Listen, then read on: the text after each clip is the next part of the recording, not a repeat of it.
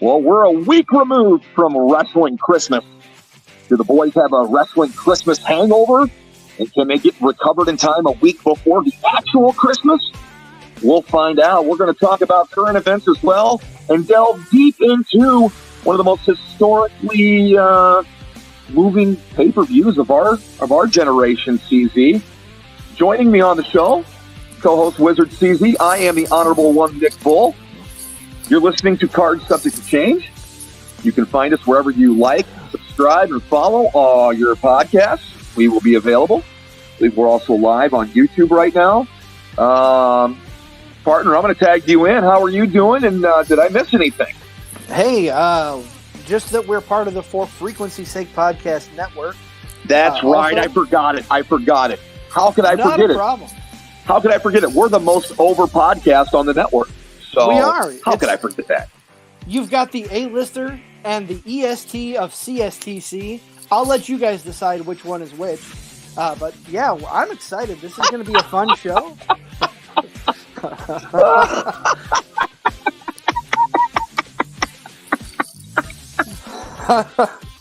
Say that again.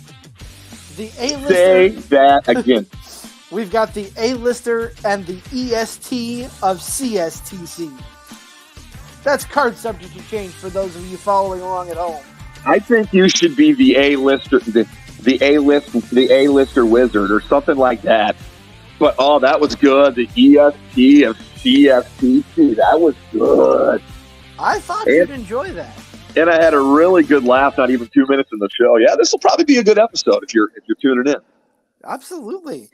I'm so excited to talk about this. We've got to unpack some stuff here. Nick and I were talking before we went on the air about how we're going to present the current product stuff. Nick made a good argument about newscasts starting off with the hot topic, but I countered that by saying we're a wrestling podcast. We'll get to the main event at the end, where it should be, in my opinion. We got some big news this week, Nick. I think we need to start off talking about Sasha Banks. Yeah, it's not really officially official, but talks have come out that WWE and Mercedes Morano, which is her real name, Sasha Banks, are not going to come to terms, and that she's been working these independent dates on her own. Apparently, she couldn't get the money that she was wanting, that the top stars were deemed. People within the company maybe thought she was past her prime as a star. But she will be wrestling coming up at Wrestle Kingdom. She'll be taking on the former Kairi Sane. She is the first IWGP Women's Champion. They just crowned a Women's Champion for the first time. So she is going to take her on at Wrestle Kingdom. But I think Sasha's days for the foreseeable future are as we know, done in the WWE. And, it's sad to say that, but looking at the talent roster on the WWE women's division, she won't be missed. I mean, she will, but there is so deep of a talent roster there that I don't know if they would find a place for her right now, in all honesty. Exactly. Look at it this way. This wouldn't be like Britt Baker leaving AEW. If she left, Sasha, she's got a fan following. There's a void that would need to be filled there. But, I got news for you. The WWE women's roster is loaded and stacked, despite what we're saying here about Sasha, despite what we're going to say about Mandy later on. They're so deep right now that they could take these two hits and keep on going. You're right. There might not have been anything for Sasha Banks right now, and there probably wasn't. And she was frustrated. Apparently, she and Naomi were frustrated over the tag belt and women's tag wrestling, for that fact, just being an afterthought. Maybe that was the case. Maybe Sasha seen the writing on the wall with how much of a push Rhea Ripley's been getting. Just to name among others. We talked off air a day or two ago just about how deep this women's roster is right now, and I have to agree. And maybe the Triple H-led regime now of WWE saw fit not to re-sign her and just keep going. And, that's probably the right move overall for both the parties at the moment. And here's the thing, we've all been anticipating Sasha's return for months now since her and Naomi walked out with the women's tag titles. Just think about how much. So the people will eventually not necessarily forget about Sasha, but she'll be an afterthought. Just think about how big of a return it'll be in a few years after she's gone elsewhere and then can come to an agreement with WWE to return. That's Yeah, a don't ever say. I mean, I should never have said we'll never see her again in WWE. It's the wrestling world; anything is possible. But I just can't see her showing up in AEW and making a big enough splash to where WWE is like, "Oh, damn, we should have re-signed her." They've had a couple regrets that got away from them when Vince was firing people, letting people go left and right. I don't think they would really be scratching their heads over letting Sasha Banks go at this time. No, I completely agree. And you mentioning Vince, that transitions us right into our next story. There have been rumors flying around that Vince McMahon has been told by people close to him that he got some bad information and the allegations against him were going to blow over and he should come back into the WWE. Yeah, this came up a few days ago. I kind of chuckled to myself when I read this, and then a couple hours later, there was a story coming out that after Vince got this bad information, he was going to make a comeback. A couple more sexual assault claims came right out. Thing I wanted to point out to you, I didn't say it earlier. Thing I want to point out, and I didn't say it earlier because I wanted to catch you by surprise on the show. All this stuff happened on Tuesday. You know what else happened on Tuesday? The airing of the Vince McMahon documentary on Vice TV. Oh, all that happened on yes. Tuesday. So, which I have not seen yet. On Tuesday, which I have not seen yet. But I was told it's just a rehash of a bunch of people's old comments they had on file. But that all happened on Tuesday, so I chuckled to myself. Any publicity is good publicity, and Vince McMahon's name was definitely all over the place on Tuesday.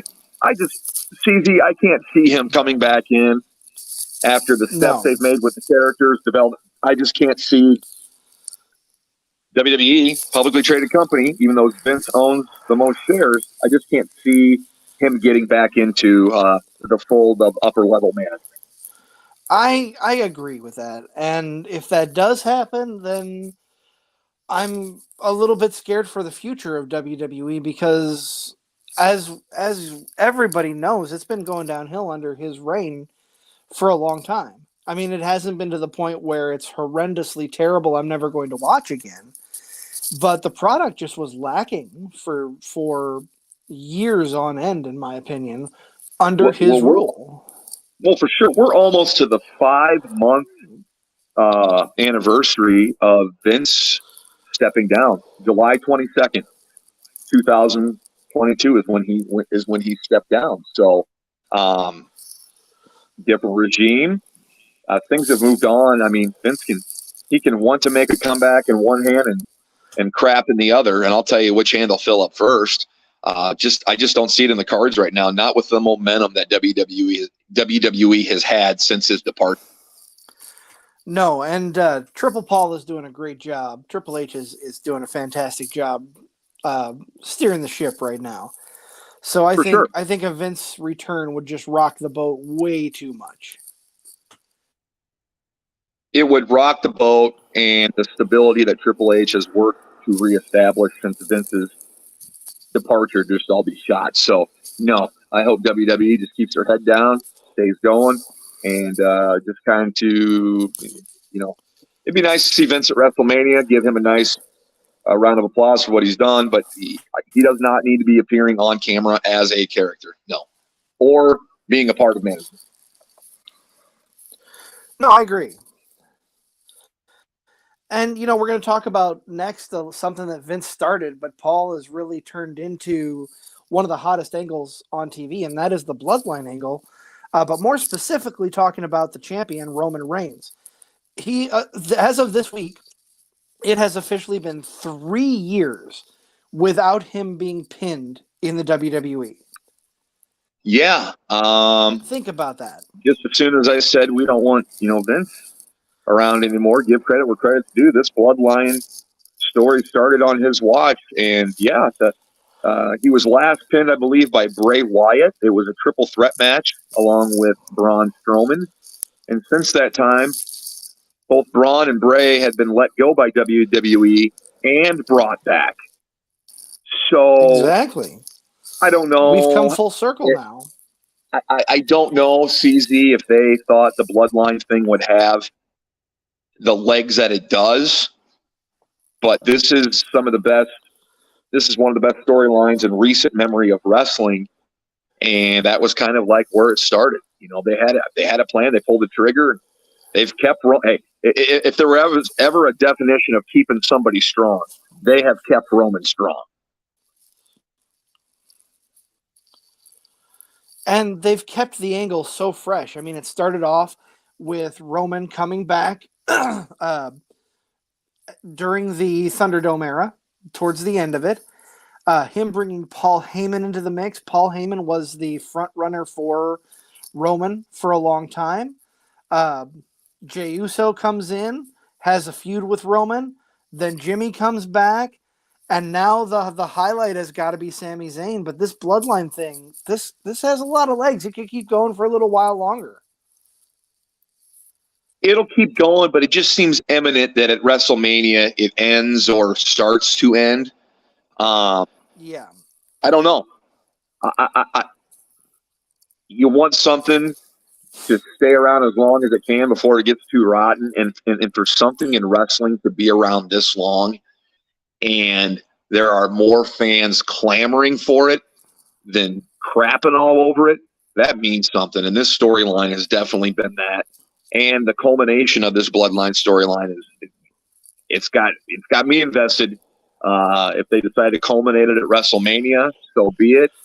If not, I'm guessing they got something bigger planned. But I can't wait to see. Royal Rumble's around the corner. I mean, we got Christmas yet, but yeah, things are getting excited over in WWE land. They definitely are. Nick, I think we need to move on finally to the main event of the current product. Let's talk about the big elephant in the room. 3 is a magic number. Yes, it is. A triple threat. Yeah, big news this week. The firing of Mandy Rose. This comes off the heels of apparently, not apparently, WWE knew about this a week before the firing, but Mandy Rose had sent out a video. I'm not going to tell you where to find it or how to find it, but because we have a show, I had to do the research. She released a video floating in a pool, noticeably with no clothes on, and this was supposedly to her OnlyFans. Obviously, this is a big no-no in the eyes of the WWE, who has a toy contract deal with Mattel, and I believe she just had an action figure released. So everybody wants to know, how's this different from Paige? How is this different? Paige's was leaked, and she had no idea. Mandy Rose leaked it, or wasn't leaked. It was to her OnlyFans and made money off of it. So not only does that look bad, it kind of rubs WWE's name through the mud. And that's why, CZ, she dropped the belt to Roxanne Perez on NXT. It worked out naturally since she had won the Iron Women's Survivor match. So they had that right there and ready. Yeah. But there's a lot of questions surrounding this. What's your biggest question or issue with it? Well, as you know, I didn't know, nobody, I don't think anybody knew except maybe the WWE and Mandy before Tuesday night came out. Hey, it's okay. You can admit to the crowd that you subscribed to her OnlyFans. You knew about it too. No, not. Hey, did you see the video? After the fact, I have seen it. Yes. I mean, you had to do show research, but yeah, I mean, hey, if you got it, flaunt it, right? Yeah, I'm but I glad mean, I'm glad she decided to make the video, but I'm bummed that she got fired. oh, I completely agree. She was a tremendous talent. She carried the women's division on NXT for quite some time, holding the women's title. I remember Tuesday, I messaged you. You were just getting off of work. I had decided after I got off of work to watch NXT just on a whim, and I said, "Holy, Roxanne Perez just beat Mandy for the title," and didn't see that coming at all. And then 12 hours later, we're waking up, and guess what? No more Mandy Rose in WWE. Yeah, it was kind of you went to bed, she dropped the belt, you woke up, she was gone. But I guess this is something that they know about when they sign a contract. You know, they're having toys and stuff, and definitely when WWE has put a lot of time into promoting the women product and pushing them to the forefront. And, you know, Mandy Rose, who had like the second or third longest reign in NXT women's history, I believe it was the second, with the second most title defenses behind Asuka's. A very notable reign, just kind of, I'm not saying it goes out ceremoniously, CZ, but almost wish it happened on a pay-per-view instead of on Tuesday night. But the WWE had to pull the trigger. Yeah, they were caught between a rock and a hard place. I can't say I wouldn't have made the same decision, but I agree. I would have liked to see it on a pay-per-view. They were caught between a rock and a hard place. No pun intended there, right? Right. No pun intended at all. Okay, I just wanted to check. It's unfortunate for her, but I know recently she had been quoted as saying that she wanted to, you know, put wrestling aside and, you know, soon and start a family. So I don't know if that was part of the decision making. Maybe she knew what she was doing when she put it out there. And that was my thought process, is maybe she knew. Right. I'm not saying that, but I'm just presenting the different arguments. But it's not the end. We'll see her again in WWE down the road. Never say never. But it's too bad that a big reign in NXT had to end that way. Completely agree. It's sad to see that happen, but it happened, and we're gonna have to deal with it. Move on. Like I said before, Mandy was a tremendous performer. Hate to see her go, but at this point, not much that can be done. Yeah, I don't know if she's going to end up on the other channel, per se. I don't know that. But I read an article this week that she turned down an adult film in 2018 for $1 million. So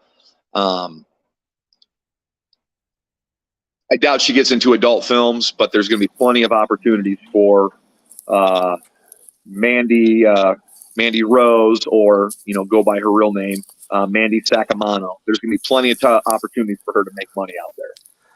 Oh, absolutely. And the question I have for you before we move into what we're here to talk about for the most part, what happens now to the rest of Toxic Attraction? What happens with Gigi Dolan and JC Jane? What happens there? I don't know. I think you got to keep them around, right? Just for the Royal Rumble, right? You would need enough participants, I would think. There's two right there, and then maybe afterwards, I don't know. Do you keep them together as a tag team? I mean, but that'd be like the NWO going around without Hogan. I mean, Hogan was the drive. You know, like I don't know. Like, I hope they stay together because I like their whole gimmick and how they've gotten themselves over. But not having Mandy definitely takes a lot of steam out of their engine. And that is a fantastic analogy that you made there, that it'd be like watching the NWO without Hulk Hogan. And that brings us right into today's topic. You know, we're talking about the NWO era of WCW. No, new world order. My goodness. Aren't we ever? We are. It's, you forget just how big of a story It was NWO versus WCW. But when you dial up the time machine to December 28th of 1997, you're thrust deep into the hatred that WCW has for NWO. And yeah, I've gotta give a shout out to the voice of our childhood, Mr. Tony Schiavone, and say that this is the biggest night in the history of our sport. It is. It is the biggest night. It's been building for over a year.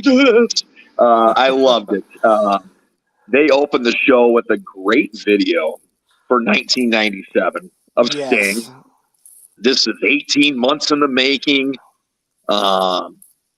Schiavone and Dusty Rhodes and Iron Mike Tenay are on the call. Good three-man booth for this. No guest commentators. This was a decent booth and a very WCW pro booth. Noticeable by his absence is Bobby the Brain Heenan, who Yep. they do address that. You know, there was some controversy. Is Bobby Heenan going to join the NWO?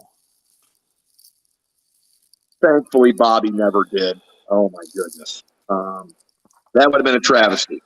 I completely agree. I think Bobby needed to stay right where he was, and I'm glad that he did. But yeah, I like this. I like this three-man booth. You got Dusty with some great Dusty in him. Dusty isms in there. Just the road, if you will. Oh man, I got some great ones later. I can't wait to bring them up. But you know, they're sick and tired of the mind games of the NWO. And there's a lot of NWO versus WCW on this show. Several matches go back and forth. 8 matches on the card, Wizard, and I believe 5 of them are your key point WCW versus NWO matches. Yeah. So definitely a lot at stake here between the two factions of WCW and NWO. But we start off with a hot match that has nothing to do with the battle between the New World Order and World Championship Wrestling. No. Great match between Eddie Guerrero and Dean Malenko for the Cruiserweight Championship. Fantastic opener between two of the mainstays of the Cruiserweight division back in the heyday of WCW. You got Eddie Guerrero coming in as a champion. Malenko already a 3-time champ looking for his 4th reign as the Cruiserweight champion. This is a great opening match. No WCW or NWO going on here. Dusty Rhodes telling us this is a match of destiny, and I could not disagree, or I could not agree more. I love Dean Malenko, and let's not forget, in 1997, Dean Malenko was your #1 wrestler in the PWI 500. Oh, absolutely brilliant wrestler. Doesn't get enough credit, in my opinion, that he is due. Didn't get enough justification when he jumped to the WWE. That's neither here nor there. One thing I want to point out about this match is it is a cruiserweight match, but we're not seeing a lot of high-flying, off-the-top ropes, bouncy ridiculousness in this match. This is straight mat wrestling throughout. Yeah, there's good it's chain wrestling. There's some heel tactics held in there by Eddie. God, I loved Eddie Guerrero's entrance music in WCW. It might be one of my all-time favorites in WCW. I had to put that down there. Chain wrestling, Malenko outsmarting Eddie at every turn. I love the spot in the match where Eddie kisses Dean's boots. I thought that was a freaking hilarious touch. Really liked that. But if you followed the show, if you know me, I love Dean Malenko. I love his matches. I seriously could have watched these guys wrestle all day long. Saw this opener. We were kind of giving up assignments for this show. We're like, we both got to review this because it's two guys we both really appreciate and enjoy. During this match, go ahead. No, during this match, the rumors are swirling about Bret the Hitman Hart. Let's not forget, about a month and a half, a little over a month prior is when Bret got screwed in Montreal And now he's over in WCW, and the rumors are swirling that he may be the special referee later on in tonight's main event. Yeah, we don't know who's going to ref the Hogan Sting match yet, because the WCW officials are going to have a random drawing for the ref to call that match. Interesting storyline going on there. It is, and it adds to the show later. We will visit that part when we get to it, but it just seems that, you know, Malenko is just so smooth. He and Eddie can dance. I mean, Eddie is working the knee the whole time. And the psychology of this match, I absolutely love. You mentioned Eddie working the knee. The reason that happened is that he had Malenko's leg between the ring post and the stairs, and he drop kicked the stairs to cause the knee injury. And then just it played out from there. Work the knee, and then Guerrero eventually hits what, you know, is the most beautiful frog splash you'll ever see, and retains his championship. A very good opener. I really didn't have anything else to add, because right after that, you see Scott Hall oozing his way to the ring, one half of the world tag champs, or so it seems. We're told the belt that he's wearing is a ripoff and a knockoff, and that he and Kevin Nash, the outsiders, are not the champions, that the recognized WCW champions are the Steiner brothers. Oh, yeah, that's a great story in and of itself. Reason Scott Hall's coming down to the ring, other than to do his infamous, "Hey, yo, it's time for another survey," he's here to tell us that Big Kev is not going to be at the show tonight. Big Kev is not going to be at the show, much to everybody's dismay. You talk about Scott Hall coming out. I put, he never held a world title, but he may be the coolest wrestler ever. How does he not? How does someone like Scott Hall never hold a world title? Didn't need it.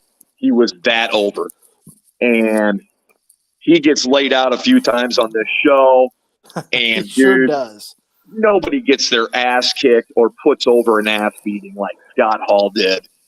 And looking back, you know, think about losses in 2022. That was definitely one of the biggest ones. But I think he's the coolest wrestler that never held a world title. I completely agree. One thing I'll mention here, as far as his announcement that Big Sexy Kevin Nash is not going to be part of Starrcade, he was supposed to have a match with the Giant. The Giant does come out and lay out Scott Hall, but the reason backstage, doing my research for the show, Kevin Nash was in the hospital for a couple of days with heart complications. Thought he might have had a heart attack before this show. Luckily, he had not. But that's what caused him to miss the pay-per-view, because he was scheduled, like I said, to face the Giant. And he was, and they played it off right, not having Nash there. You bring Hall out, you do the survey says, and here comes wow, you forget how young Paul White looked when he was in WCW as the Giant. Very young, long-haired Giant comes to the ring, and Scott Hall, ladies and gentlemen, gets his ass kicked and looks cool doing it. Does he not? Oh, absolutely. The play between him and Paul White, between the Giant and him, just fantastic. Scott obviously playing the cowardly heel, trying to get away from the Giant at every turn, but to no avail. The Giant takes the survey, and after Giant kicks Scott Hall's ass, Dusty goes, "Somebody get me a shovel." Just scrape Paul off the mat. I love it. I thought it was great. I'll tell you what, CZ, we probably should take a break here. We got still big meat and potatoes part of this card coming up. And I know also later on in the show, and we want to talk about that Stig and Hogan main event. Also want to talk about the WWE house show that was in Moline just recently. But we got a lot more to cover here on Starrcade 97. Yeah, so we'll be right back after this. Make sure you tune into For Frequency's Sake on Facebook, Twitter, YouTube, and Twitch each Sunday during the football season from 10 a.m. to 11:30 a.m. The boys from For Fantasy's Sake will be bringing the fire fantasy football takes, updating you on the week's rankings and injuries, and getting you ready for your fantasy football matchups each and every week. The show is interactive, so be sure to send your questions. You can find them at For Frequency's Sake on Facebook, at FFSQC on Twitter, or you can send them an email at forfantasysakeqc@gmail.com.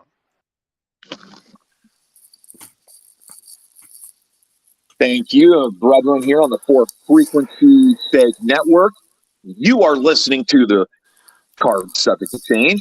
We are the most over podcast on the For Frequency Sake Network. You can find us wherever you find your podcast. Please like, follow, subscribe, leave a review. Maybe it gets read on here, maybe it doesn't. But spread the word. Card Subject to Change is here, and we're here to tackle the sport of professional wrestling. And we are deep into the 97 Starrcade card. And before my partner chimes in here, we kind of had match assignments. And, man, he drew this one. And if you ever question, believe in fate, I'm going to give you a reason why, because my partner gets to tackle the Steiners and Ray Traylor against the NWO. And what NWO variation do we get? I'll let CZ tell you, but his favorite guy's in there, Vincent. Vincent is all over this match, and I couldn't stop but laugh and think about you during this match. I love it. Vincent is just amazing. He comes out with Scott Norton, Scott Flash Norton, who has joined the NWO. The commentators throughout the entrance of Vincent and Scott Norton talking about how Conan is supposed to be with them. Conan, don't have a reason. I did some research. I couldn't find out why he was not on this show, but he did not appear. The Steiner brothers and Ray Traylor come out in uniform, all three of them together. And then more NWO music hits, this time with the "Ooh, yeah, Macho Man." Now, when that "oh yeah" hit, it really hit me different because the way the camera had Miss Elizabeth framed, and by the way, there is no hotter version of Liz than NWO Liz, and I won't have it any other way. When you hear the "ooh," there's a panning sweep of Elizabeth, a nice close-up, and I'm like, yeah, Randy, oh yeah is right. Oh yeah is indeed right. Love Liz. She looked amazing in the NWO garb. Now, I'm not taking digs at her. I know she had her personal demons, but despite all those personal demons, man, she is one of the most beautiful women in the history of wrestling. And to know that she was going through all that crap and she still looked, I mean, it's sad, but man, it's just a testament to like her character longevity in it. And just like everybody knows who Miss Elizabeth is, you know, it's just, it's kind of tragic, but when Macho said, "Ooh, yeah," I saw why he said, "Ooh, yeah." And I just want to go on record and say, whether it's the late 80s, the early 90s, today, looking at the women of today, Miss Elizabeth is always going to be the first lady of wrestling, in my opinion. Oh, for sure. So this was a fun match. We've got a 6-man tag here. Scott Steiner is in the ring wanting to get started here. He definitely is calling out Randy Savage to start the match with him. A lot of good back and forth between those two. Scott Norton then comes in, or no, before he comes in, he hits, excuse me, he hits Scott Steiner in the back with his knee. You know, and then that gives the NWO the advantage. But the guys from WCW, go ahead. Oh, go ahead. No, I have a couple questions for you on this match, or a couple comments. Ray Traylor going with the futuristic Jeff Jarrett look. I like that. He's a trendsetter. Yeah. Big question mark. What are your thoughts, CZ, about Scott Steiner's look in this match? He's kind of beginning the transformation to roided up musclehead, right? Oh, absolutely. He's definitely getting bigger in the arms and the shoulders. He's got the goatee. Not quite the blonde hair yet, but you can definitely see the writing on the wall is coming when he turns on his brother and joins the NWO down the road. You can definitely see that coming. Oh my God, yes. And my other question I had is, where did all the steroids go? Well, I would assume they went to Scott Steiner's dressing room. Well, good answer. I just said, look at match 2. Look at match 2. That's where all the steroids went. That is true. Lot of pills in that ring. Lot of pills in that ring. You know, the fun thing about this match, you say my favorite guy, Vincent or Virgil. He's one of your guys. He's one of your guys. He definitely is. I got a soft spot for him. He comes in, gets some work done on Ray Traylor, but he can take some bumps. He takes a DDT from atop Rick Steiner's shoulders, courtesy of Scott Steiner. Dude, why don't we see that move more? It looks awesome. Yeah. Yeah, I got on your top rope DDT. Give me more. That was a great move. And Vincent freaking took it like a champ. He's a pro's pro. You know that. I know that. We definitely. just got to get that. We got to get that across to our listeners that Vincent is a pro's pro. Yeah. So everybody talks about the Lonely Virgil memes that are out there. He'll ask you $20 for a picture with him, but give him a shout out if you see him at a show. He is a pro. He knows how to take a bump. He knows how to work the business. We give him a lot of crap. Everybody gives him a lot of crap, but definitely give him his just due at the same time. For sure. He's got his place in wrestling history. Definitely a key part of the NWO because, I don't know, man, we're going to have to take some credits or demerits off you, CZ. You did not introduce Vincent by his proper title. He is the head of NWO security. My apologies. Yeah. Okay. Just let him know that, okay? I definitely will. Don't apologize to me. Apologize to Vincent. I will give him a call. I will apologize as soon as we're done recording tonight. I had to get you on that because I know you're such a big Vincent fan. He's on my speed dial, We got to get starting in 2023. This is episode 27, by the way. If you're just joining us now, great. Welcome aboard. We're glad you're here. I guarantee you're going to like it here. Go back and listen to the old ones. They're free. Wherever you find your podcast, follow, subscribe. But I lost my train of thought as I'm trying to plug our podcast. My goodness, it's late. Were we talking about Vincent? Yeah, we were talking about Vincent. We were talking about the 6-man tag between the NWO and the Steiners and Ray Traylor. Yes. And I have Traylor damn near killed Vincent. We talked about that spot. And then didn't Scott Steiner hit Vincent with a barrage of bitch slaps? Was that what it was? Did you see that? Yeah. They said he's getting face washed. No, he wasn't. He was getting bitch slapped. Those were bitch slaps, not a face washing. I got a kick out of that. I really did. I laughed pretty hard at that. Had to pause, go back and listen to it go back and watch it a couple times. So I want to point out the end of this match to you, Nick. We've got Ted DiBiase arguing with the referee, causes Scott Norton to take out Scott Steiner, and therefore Macho Man Randy Savage getting his infamous elbow drop to get the win. My problem with this is DiBiase is just coming out of being with the NWO. He left them to join the Steiners, if I'm remembering my history correctly. Yep. So why is he costing them the match? Why was it written that way? I don't know. I can't remember. I don't think he rejoins the NWO, does he? No, I don't remember him rejoining at all. You and I both know that there was a lot of crap going on there that there's not much explanation for. But hey, you're right. You found a loophole for sure. and a pretty big one at that.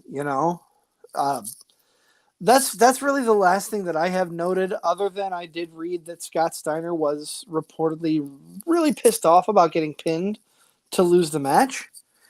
But if you're getting pinned by the Macho Man, I don't see how you can be pissed off. He's one of the biggest stars to ever grace the industry. Yeah. But you know what?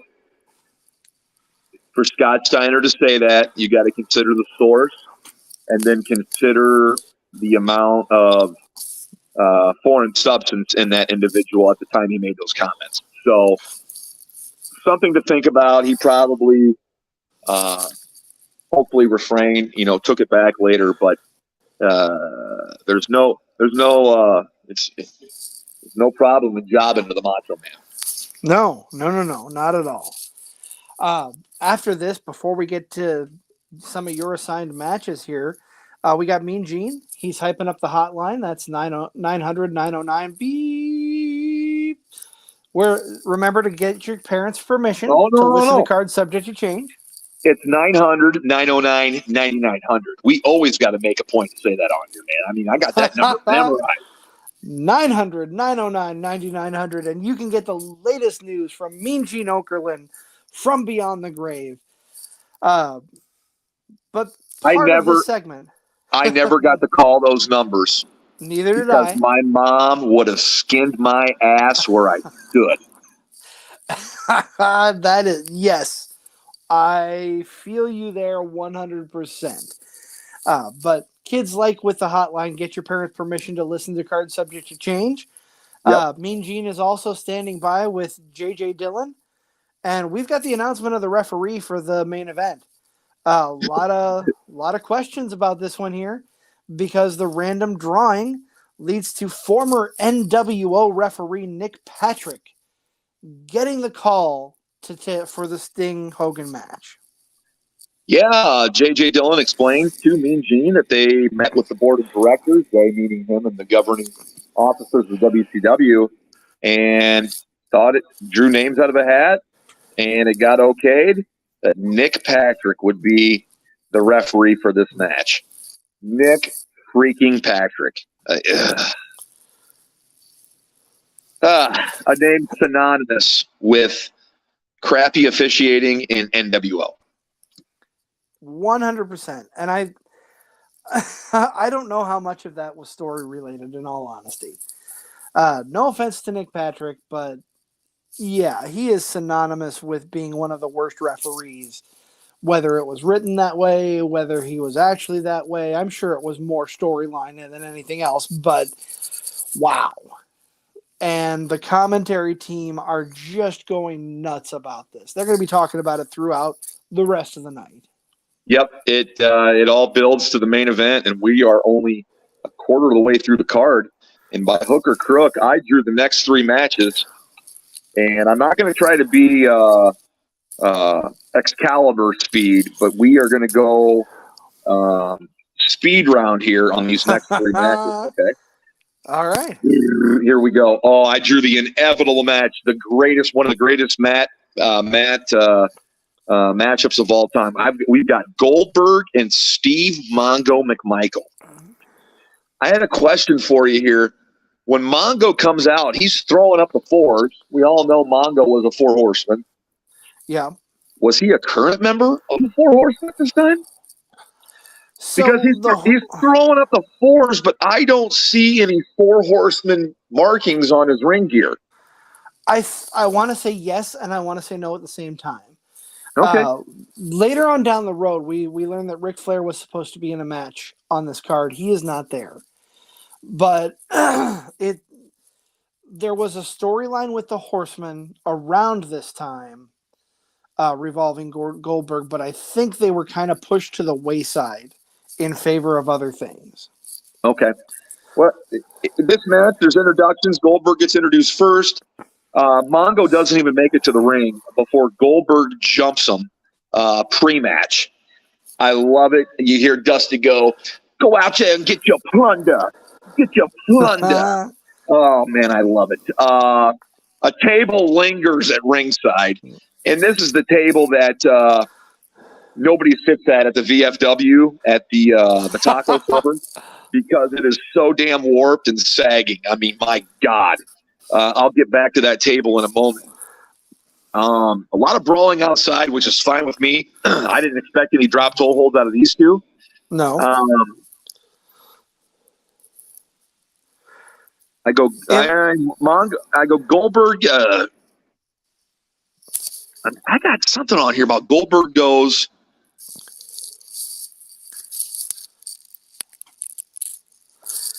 Maybe I can jog your memory here. So I've got the brawling outside. I got Goldberg goes. Oh, Goldberg goes scientific on it, and he starts working on Mongo's knee, and I'm like, what the hell is this?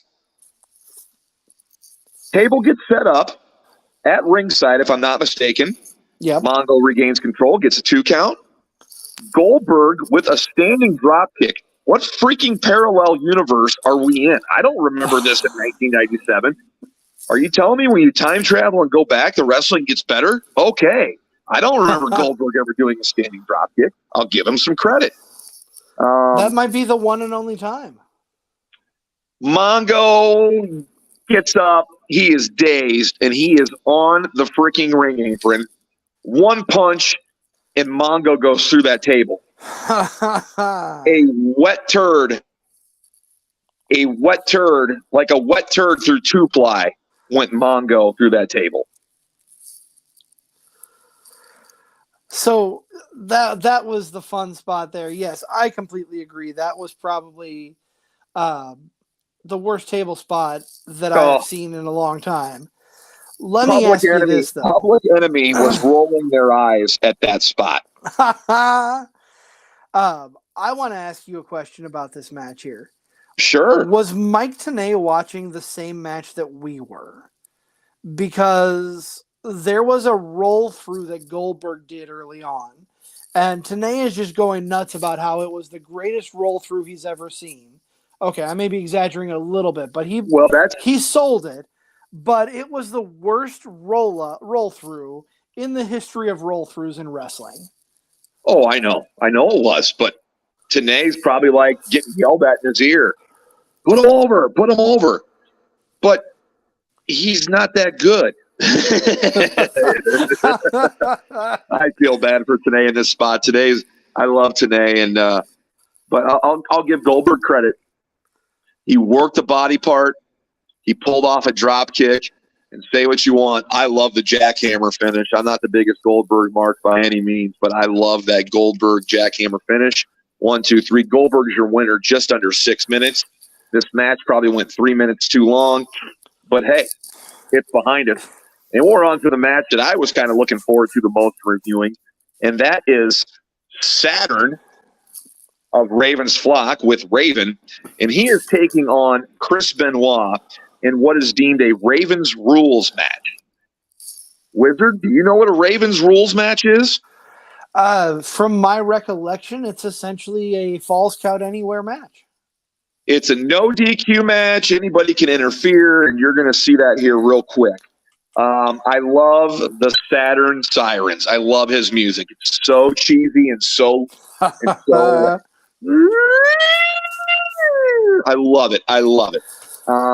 Before you get too far, I want to point out the reason that it's not Raven in this match and it's Perry Saturn taking on Chris Benoit is due to an injury on Raven that hadn't healed yet. He was supposed to compete in this match. He was, and Benoit, once Raven gets his hands on him later in the match, briefly, but Saturn is the hand-picked replacement by Raven. Don't worry, folks. If you're a fan of Raven's Flock, they all make their appearance here in this match. So hold on tight. It's a Ravens Rules match. I love the Saturn Sirens. Benoit cuts a promo and then starts kicking ass. I like that. I like when people cut promos, drop the mic, and start kicking ass. Saturn gains control by targeting Benoit's neck, and this seemed to be the storyline of the match. Saturn's no goof. He plays the goof pretty good in WWE with the mop, but I loved him as Ravens Flock. I loved him in ECW. I love his moveset. I love how he wrestles. He targets his neck. We see an appearance from Kidman. And then Sick Boy. I knew that'd be your favorite. I thought. Are you a Lodi or a Sick Boy fan? Definitely Sick Boy. Okay. Saturn continuing to work the neck over with Benoit. Dusty is saying that Saturn is inflicting pain, blues, and agony. I love Dusty Rhodes so much. Pain, blues, and agony are being inflicted. By God, they were. As Saturn and Raven's flock kicked the crap out of Benoit. Saturn takes to the skies, gets a knee for his problems, couple near falls. Benoit stays alive. Saturn locks in a deep modified Camel's clutch on Benoit, as I burp there, targeting in the neck. Benoit then catches Saturn in the crossface, but the flock make the save. Van Hammer, Riggs, Lodi, Sick Boy, Kidman, they all take their turns with Benoit. Benoit does dodge the Saturn moonsault, and then as he dodges that moonsault, it takes out the flock. So Benoit, by moving, buys himself some time, and then gets back in the ring, gets Saturn in position, and hits a diving headbutt. And as I'm taking my notes, Mike Tenay takes the words out of my mouth and screams, that was 3/4 of the way across the ring. It was. Amazing. I'm going to talk about him as a wrestler here. We're not going to talk about anything else. An amazing athletic feat, but you see what probably led to his demise, which we didn't really know at the time. On top of the drugs was the shots to the head, and that's a shot to your head and neck, which results in pain, brother. And he nailed it. He took the words out of my mouth. He's 3/4 away across the ring. It was legit. He's taken on the flock. He finally gets his hands on Raven.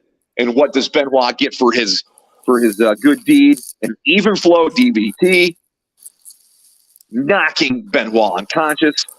Saturn puts him in the rings of Saturn's submission, and the referee calls the match. We don't know if Benoit tapped or not. Seemed to be he could have been unconscious. And for a Ravens ruled match, very gimmicky at 10:50, interference. That's how Ravens flock was. I thought it got the job done, and I really liked this match. It was one of my favorites on the card. It was a lot of fun. And, the psychology in this one is great as well because of the Ravens rules. You've got everybody and their brother interfering. Benoit does a great job surviving the numbers game, but it becomes too much, And then I get dealt this crapper of a hand. Oh, come on. This is a wrestling classic, and you know it.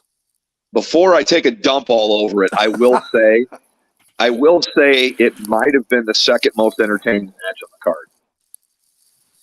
It wasn't as bad as I thought it was going to be. Of course, I know. What are you talking about? I know. This is the match everybody's been wanting to hear. Buff Bagwell versus Lex Luger. I see a sign that says, do you mark for Buff? And I got to ask you, CZ, do you mark for Buff?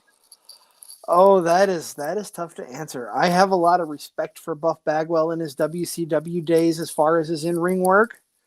Marcus Alexander Bagwell back in the day. But who he became and how his wrestling career ended, I can't say that I mark for him, honestly. But he's a redemption story now. He's now in DDP's fold and back on the road to sobriety and turning his life around. So hopefully he's another one of the successful stories. Tell you what, if DDP can do it with Jake the Snake Roberts and turn Scott Hall around, he can do it with Buff. But yeah, if you're looking for a match classic here, look no further. You can tell where my mind is at with this match when my first notes are Luger and Van Hammer must be driving around together because they tan and they have their hair done at the same place. Van Hammer could be Lex Luger's stunt double. They look exactly alike. And when I say that, I mean they're grooming Buff right now to be the next Luger. They broke up the tag team of the American Males with him and Steven Rings, who we mentioned earlier, who's now with Ray Flock. They're, Buff's young, good looking, and he's got the muscles. He's got the build. He's buff and he's the stuff. So, in essence, he is kind of the next Luger. Yeah. This starts out Luger with a slam and a clothesline to the outside, and Buff starts walking to the back, and who's he calling for? None other than Vincent. Calling the NWO head of security. Head of the NWO security, Vincent. Lex is just kicking the crap out of Buff. He's the barricade. He's in control. And Buff is getting cocky, but he still has control. Buff turns it around and is in control by this point of the match. And we're being told now by our esteemed announce council here that this is the first of 4 big matches between the NWO and WCW. Are you watching the same show as me? Didn't we already have a WCW versus NWO match? We did. We definitely did. There were 5 of the 8 matches, regardless.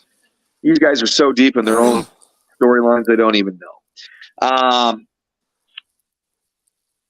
Buff here focuses on Luger's back. I'll give some credit here. Much like Saturn focused on Benoit's neck, Buff is on Luger's back. Luger does buy some time with a lariat. Bagwell with another near fall. We get a shot of Harlem Heat in the crowd. I know they mentioned some shots of superstars earlier, but I was taking notes and didn't rewind it to see. But we will see some of those guys later. We wrap up this match here. It wasn't bad. It was better. I was dreading this match because it'd been years since I had sat down and watched this CZ. I don't know about you, but it was a while for me. We get a series of lariats, 2 atomic drops that take out Vincent, who had stuck his nose where it shouldn't have been. Luger nails Buff, grabs Vincent, and launches him with a crossbody onto Buff. Luger throwing Vincent around like he's a bag of toast. He just, poor Vincent, he earned his paycheck tonight. Anytime we can have Vincent on the show is a good time. Where am I at? My notes here in the match. Everybody and their brother from the NWO comes out. Yeah, Luger eventually can't keep up with the number game. Referee is out. Luger's got Buff pinned. Then he has Savage come out. And Savage gets a rack for his trouble. Gets Savage up in the torture rack. Referee's still out. Then we got Big Bad Scott Norton. I'd crap my pants if Scott Norton was coming at me in the ring.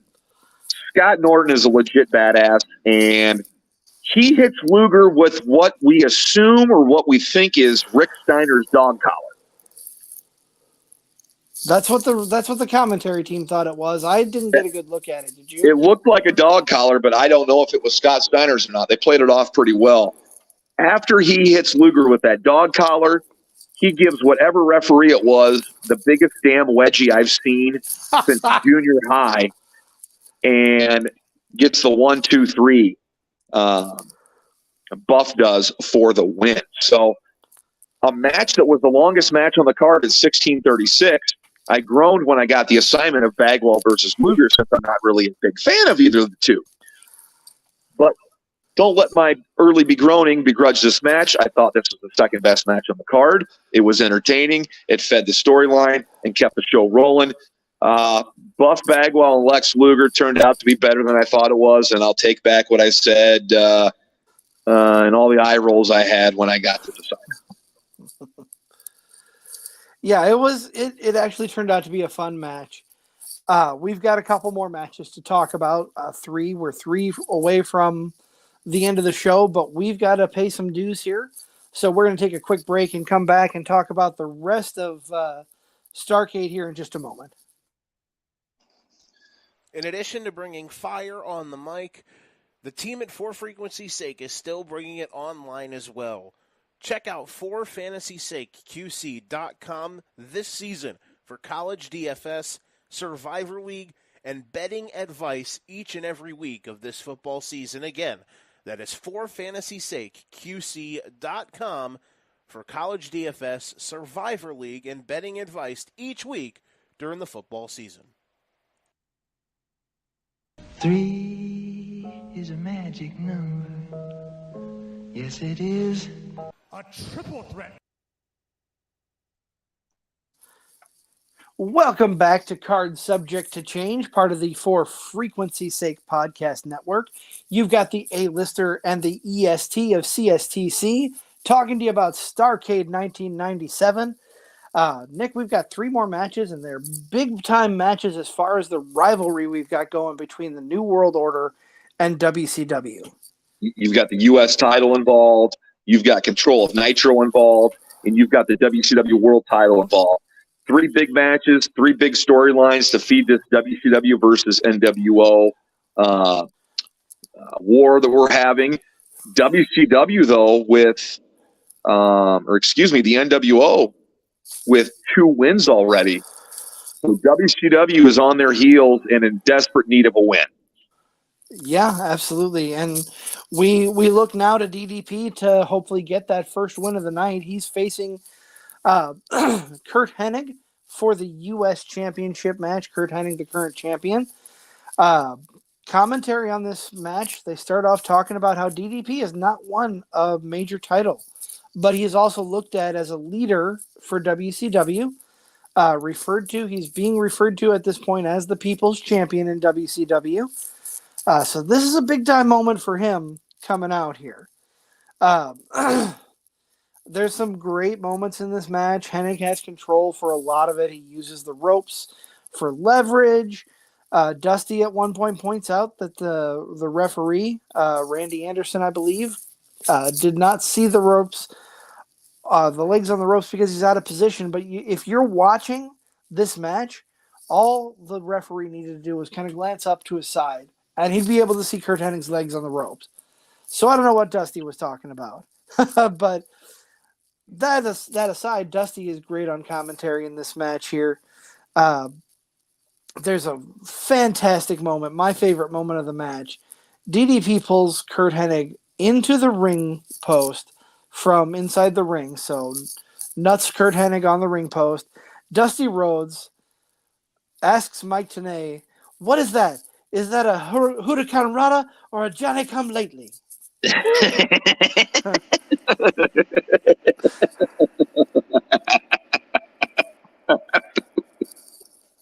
I thought you'd like that line. That was probably my favorite commentary line of the whole night. Is that a Hurricane Rada or a Johnny Come Lately? Oh, man. Dusty Rhodes, if you will. Oh. Great spot. It was a good spot. I got a question here for you about this match, about DDP. Does DDP ever wrestle without selling a rib injury? He's always got the wrap around his ribs, does he not? You are in my head, Nick. I have that in my notes as well. Has there ever been a DDP match in WCW where he has not been bandaged around the ribs? Now, I'm sure there has. But my goodness, every time we go back and see a DDP match, and I love DDP, it's just he's always selling the ribs. And maybe he had, I'm sure he had rib injuries time to time and lower back injuries, but man, he always seems like he had them wrapped up. Yeah, I agree. I had that in my notes as well. I got to tell you, this is a big moment for DDP. This is a big year for DDP because this match, he's coming off the big feud of this year between him and Macho Man, which I'd have to go back and look. I'm pretty sure that was the feud of the year for 1997 was DDP versus Savage. Great spot where Hennig holds onto the ropes to block a diamond cutter. Yes, but yes. I thought that was a unique way to stop that finisher. I've never seen that before. Don't know if we'll ever see it again. Which, that brings up a question on a side note here. Who does this move better? Is the diamond cutter better or is the RKO better?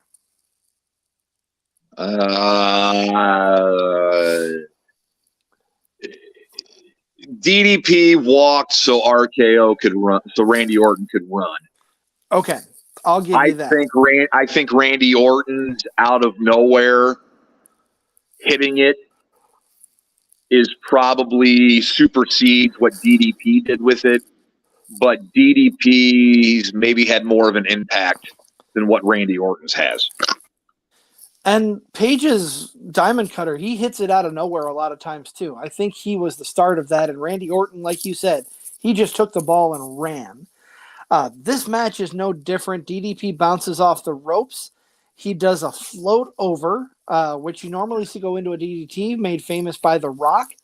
But this float over, DDP turns, hits the diamond cutter out of nowhere, and new WCW United States Champion, Diamond Dallas Page. Bang! Notable about this match, you've got Kurt Hennig with the NWO. Not a single NWO member comes out in this match. It is strictly one-on-one. Yeah. And also, this is DDP's first singles title run, is it not? It is. I don't think he ever won the TV title, as far as I can remember. No, This be his I don't first believe so singles either. title run, and I believe he keeps the belt until dropping it to Raven. Correct? That sounds right to me. Yeah. And then Raven, I think Raven wins it, then immediately drops it to Goldberg on the next night.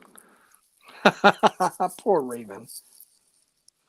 What about me? What about me? What about Raven? So the WCW team gets their first major win. We roll right into the next match. It is Eric Bischoff, accompanied to the ring by Scott Hall, facing off against Larry Zbyszko, the living legend. This match, what's on the line is not a title. It is control of Monday Nitro. And filling in as the referee for this match, the newly transitioned from WWF to WCW, Bret Hart. Eazy-E's. This is Eazy-E's first match ever, Nick. First time Eric Bischoff has ever been in a match. He comes out. He comes out in his full kickboxing gear. He's got. Well, let's just say this: this is his first professional wrestling match. But as you can tell, Eric Bischoff is from the world of the combat sport. So this ain't his first fight; it's his first match. Right. Wink, wink, wink, wink, nod, nod. Bischoff, a skilled martial artist, has a black belt in karate, comes out in full martial arts gear, kickboxing gear. Scott Hall comes with him. He's carrying the kickboxing gloves for Bischoff. Nice touch. Zbyszko comes out to the Nitro theme. I thought that was very well done. Tenay says that the commentary team, they're not going to be impartial because their jobs are on the line, quite frankly. It's a nice touch that Hart checks over both competitors. The knee pads, the feet, the trunks of both Eric Bischoff and Larry Zbyszko. What I have down here, the match starts out. Eazy-E is floating like a butterfly, but can he sting like a bee? I don't know that he can.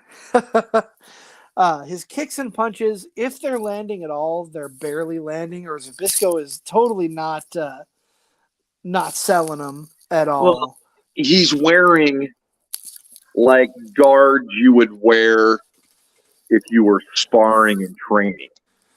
So, yeah, he's wearing kickboxing gear essentially. Hey, please use air quotes with that.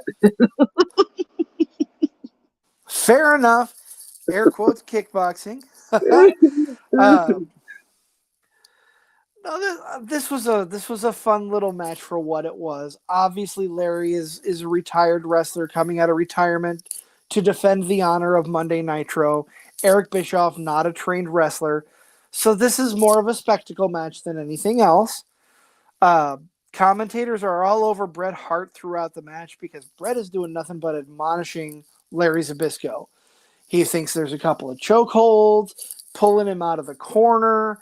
You don't see him treating Bischoff the same way, so the speculation is Bret Hart joining the NWO? But by the end of the match, this was a great spot, Nick, and I want your opinion of it here. So Zbyszko puts Bischoff in the Tree of Woe. Bret Hart comes in, pulls Larry out of the corner before he can do any damage.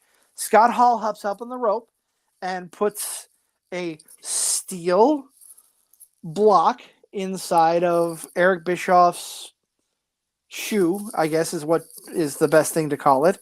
You look like a heavily wrapped chunk of Velveeta. I could not agree more. This was definitely not something weighted. And when Bischoff goes to kick Zbyszko, the damn thing flies 30 feet in the air out of the ring to the middle of nowhere. And the cheese went everywhere. No, I'm just kidding about the cheese, but no, I'm not. The spot was cheese. It was so bad. I forgot they put something underneath his kick pad. Oh my God. It was fun though to watch Bischoff get his ass kicked. I mean, that's what the fans wanted to see. They've been dying and clamoring to see it. Credit to Bischoff for going out there and getting his ass kicked. Oh, absolutely. Bischoff did a great job selling for this match, making it look really good. Zbyszko made him look better than he should be. Overall, For sure. Overall, this was a fun match. You know, it delivered in the way I thought it should have. And the block you weren't going to get any chain wrestling in that. The story that needed to be told, the story that needed to be told was told, and we are now knotted at 2 in this battle between WCW and NWO. And it's time for the tiebreaker. It's time for the tiebreaker. It's time for the match. It's been almost 2 years in the making. And at the time, this was a big deal. Yeah. I did not watch this pay-per-view live.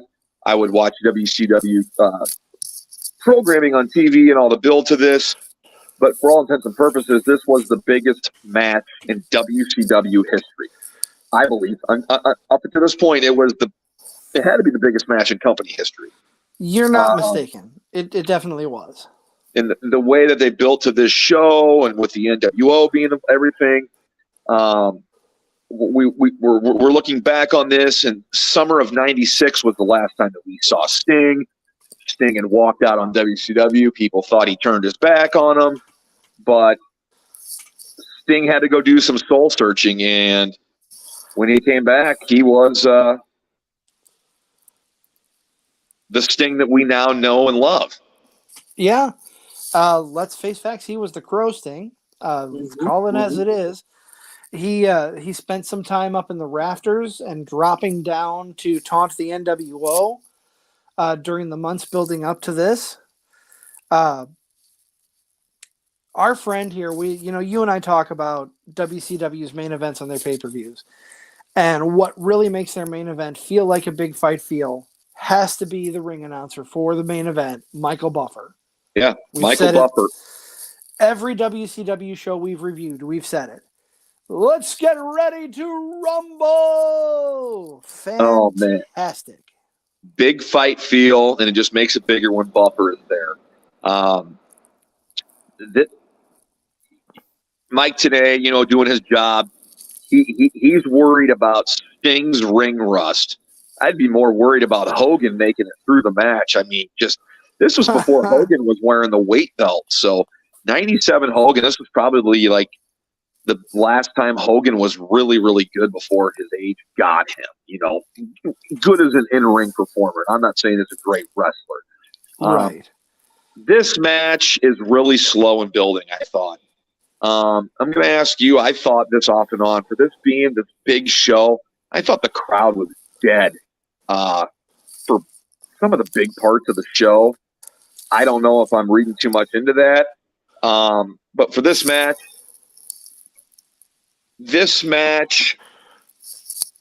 if you're looking for a great wrestling match, this is not it. But it was monumental in the fact that it was the biggest show that WCW ever did up to that point, and with the storyline and everything, it was huge. This match was better outside the ring than it was in the ring. You and I talk about this a lot.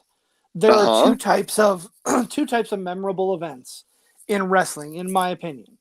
There are the events that have the great matches, and the events that have the great moments. Yeah, it's a match.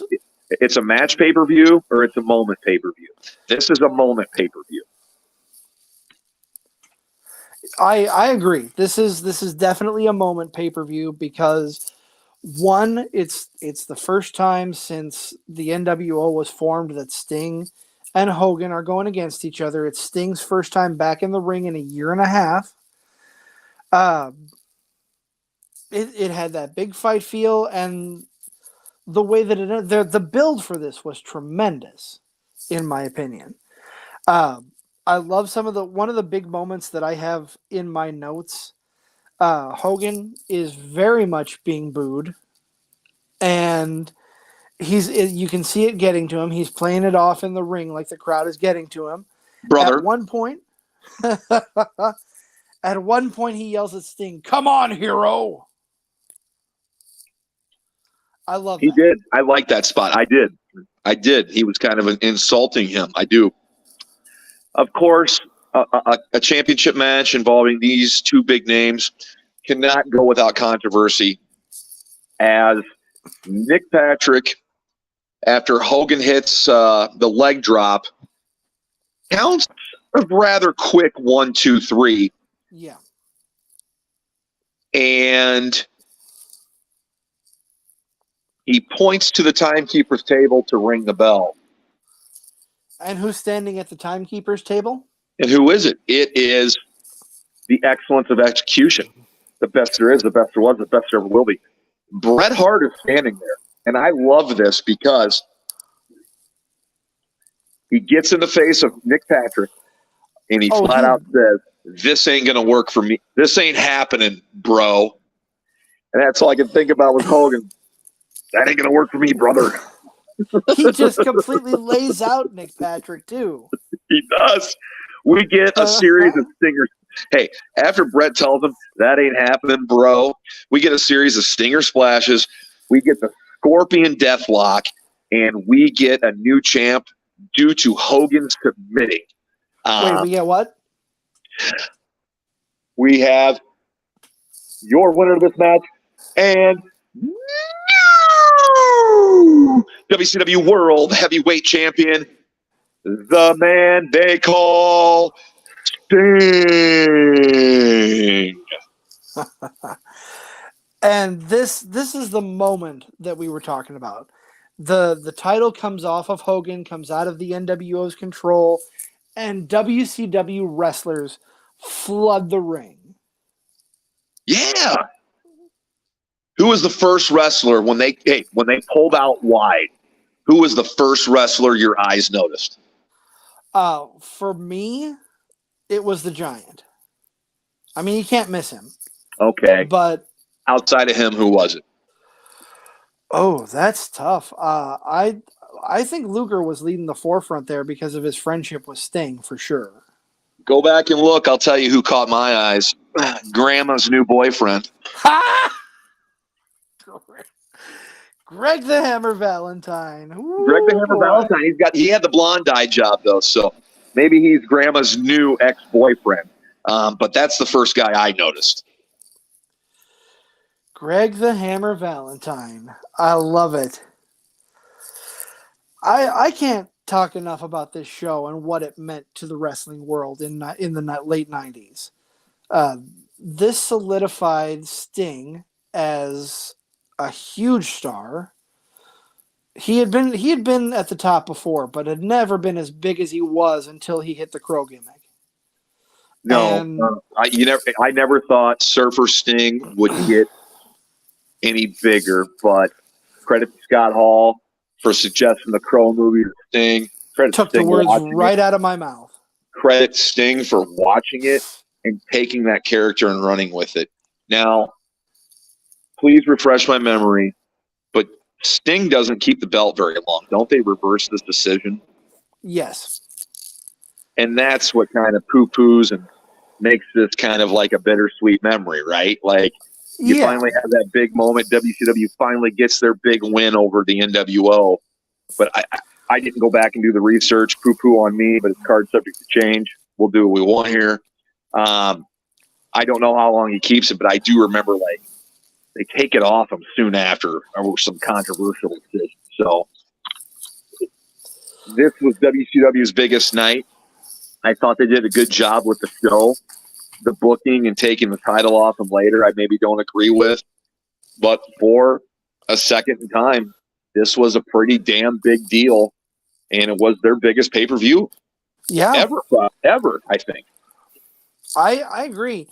I know it set a record early box office, like second day out, they sold out that arena.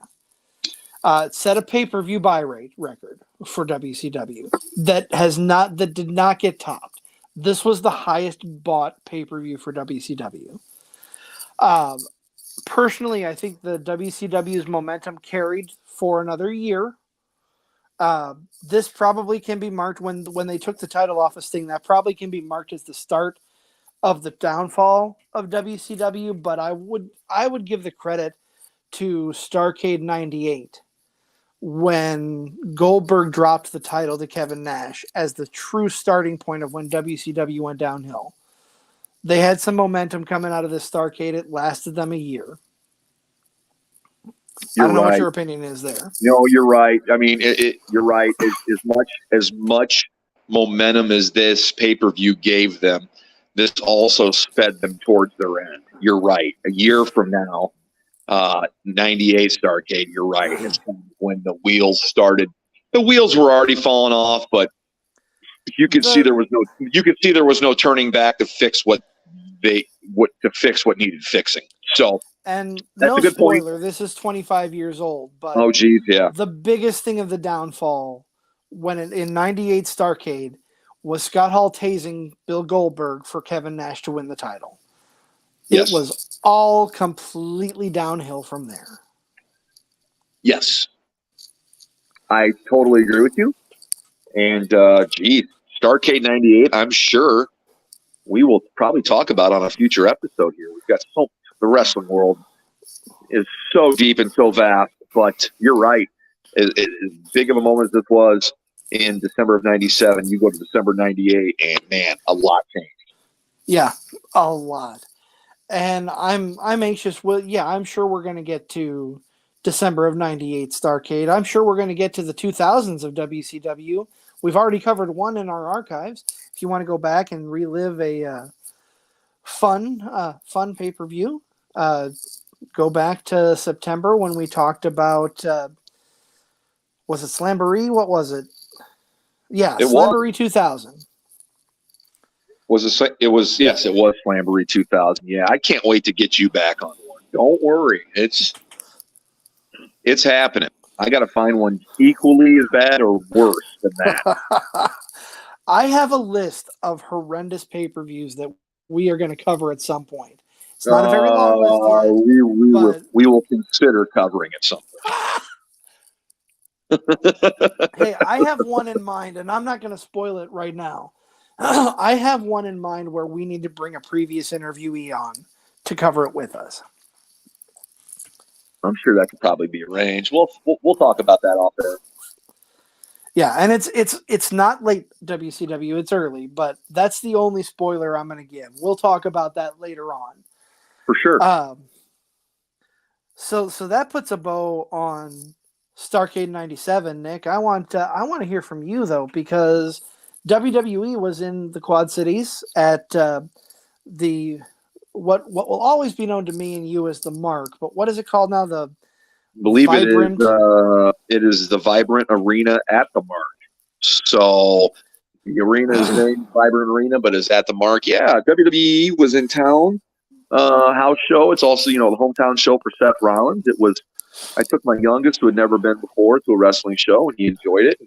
And, it was a fun time. I read today on Twitter, someone had posted that that was the first time WWE ever trotted out Gunther and AJ Styles. So that's something they're experimenting with. So that was the first time we got to see that last night. That was cool. It was cool to see Gunther live. It's just cool to see the people you talk about on a weekly basis or so, or review from a pay-per-view right in your backyard, just several feet from you. So Yeah. I really enjoyed it. Everybody was there to see the hometown boy, Seth Rollins, rightfully so. He got a major pop. People love the bloodline. The Usos, Solo, and the honorary Us, Sammy, were there. But just an all-around great show. And I did confirm here with our friend Tim Regal, I did confirm this, and I'll put it out there on social media. Last night in the opening match, it was the OC and Mia Yim against the Judgment Day and Rhea Ripley. Big deal, right? No, you think? It's the first time ever that a New Japan Pro Wrestling champion, a current champion, a title holder, had appeared in the Quad Cities. You're like, what? Yes, Carl Anderson of the OC is currently under contract with WWE and is also the current title holder of the New Japan Pro Wrestling Never Openweight title.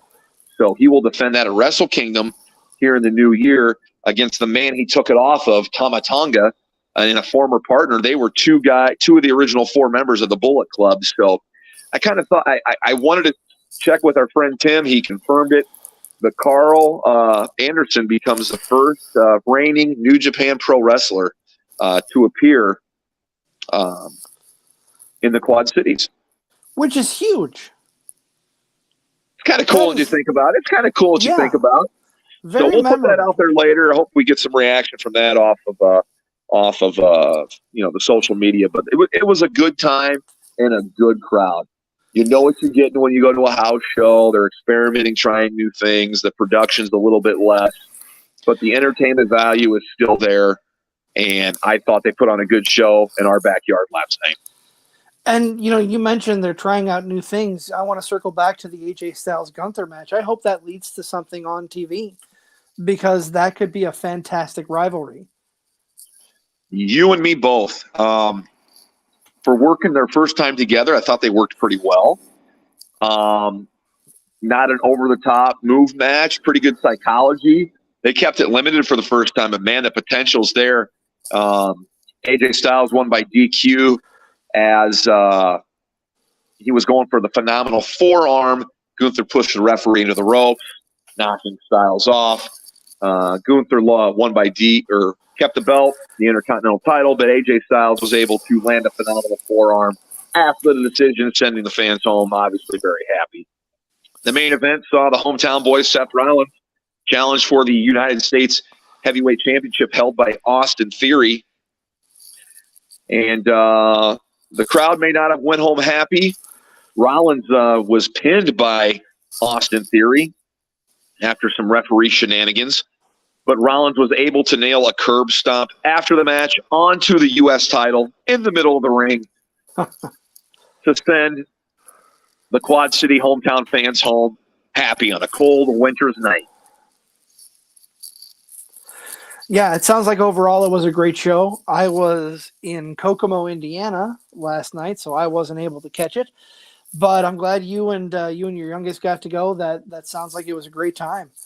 Yeah, it was. And anytime you get the chance to, I know you look at ticket prices, but they were selling like fifth row on the floor at $15 walk up last night. I just went with the tickets that I had won. I was lucky enough to have won, but there were plenty of seats available. And it was I thought it was a good crowd being a week before Christmas on a Saturday night.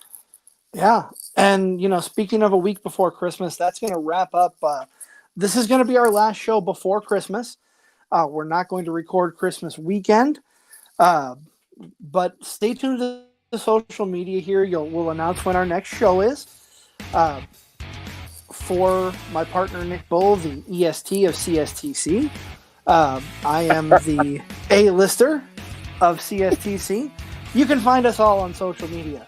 I am Chris Zach on Facebook, at the Wizard CZ on Twitter. Nick is a Nick Bull on Facebook, at Nick Bull 55 on Twitter. CSTC Podcast, Twitter, Instagram, YouTube, Card Subject to Change Podcast on Facebook. Look for us everywhere. Be sure to like, share, and subscribe. Nick, your final thoughts before we go off the air before Christmas. I hope everybody has a great holiday season. I hope everybody has a Merry Christmas. And I know family times are stressful. Just take a few minutes to step away and find your inner ooze. Your inner ooze. Yeah, be sure to feel oozy this holiday season. Like I said, be sure to watch our social media pages. We'll let you know when the next podcast is going to drop. But we will see you after the holidays here next week at some point. In the meantime, thanks for tuning in. And you have a Merry Christmas. Ho, ho, ho.